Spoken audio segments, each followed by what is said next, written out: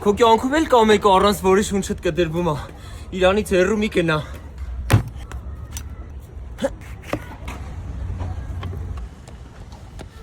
Այա!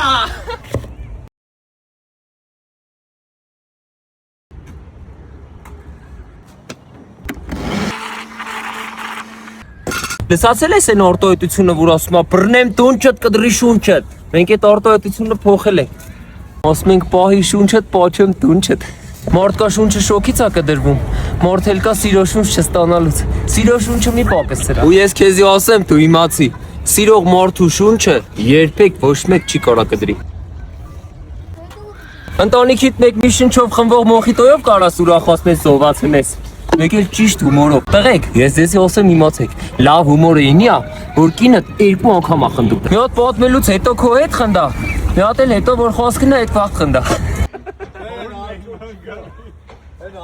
Մեր տարիքով ավակ ողբերներն էլ, որ իրանց կնգրտիքի նեղացնում են, տանջվում են հազիվ ու իշելով մոխիտո են սարքում բերում են։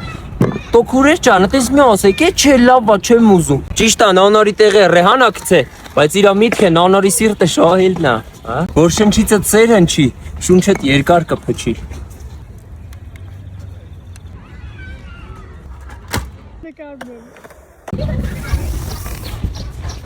Լսատել ես, որ ասում է մեկ գումարած մեկ, հավասար է մեկ։ Արի բացատրեմ ոնց է ալնում։